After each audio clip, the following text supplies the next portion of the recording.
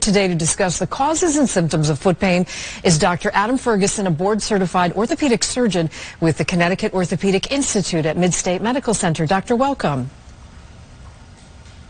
Thank you for having me. Great to have you. So what exactly is forefoot pain, and does it hurt all the time?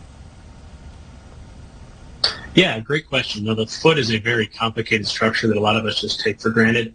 There's about 28 bones and 40 plus joints, and the forefoot really focuses on the ball of the foot and then the toes. Does it hurt all the time? No, it doesn't. The toes can be painful, the ball of the foot can be painful. Usually it's activity related, but it kind of depends on the diagnosis and how long you've been dealing with it.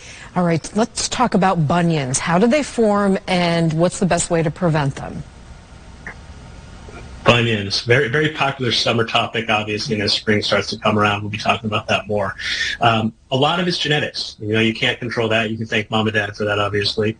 Some of it, particularly in the female population, has to do with footwear selection. A narrow shoe or narrow toe box shoe, particularly those pointy heels that are sometimes popular, those can really influence the shape of the foot and can kind of exacerbate or propel a bunion. All right, when is heel pain something someone needs to worry about? So again, it's all similar as part of the spectrum of problems when dealing with the foot.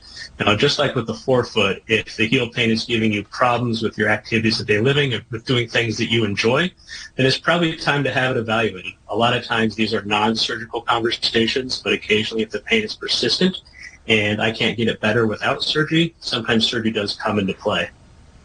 All right, talk about what some good options are for foot pain.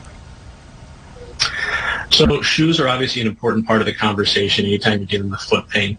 I'm not saying you have to throw out, 80% of your shoe wardrobe, but being cognizant and aware that certain shoes that cause you discomfort maybe aren't the best everyday selections for footwear. A good comfortable shoe, preferably a flat shoe. Not all the time. You can wear heels once in a while, but on occasion, that's the keys. It's moderation. So a good flat shoe with a wide toe box and excellent support should be your base model or your starting point for footwear. All right, Doctor, quick last question. Tell us about your upcoming webinar.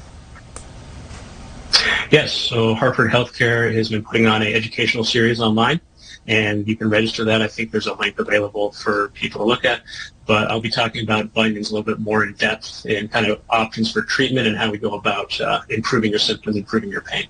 All right, Dr. Adam Ferguson, thank you so much. Great information. Our feet are so important. Yeah, thank you very much. Thank you.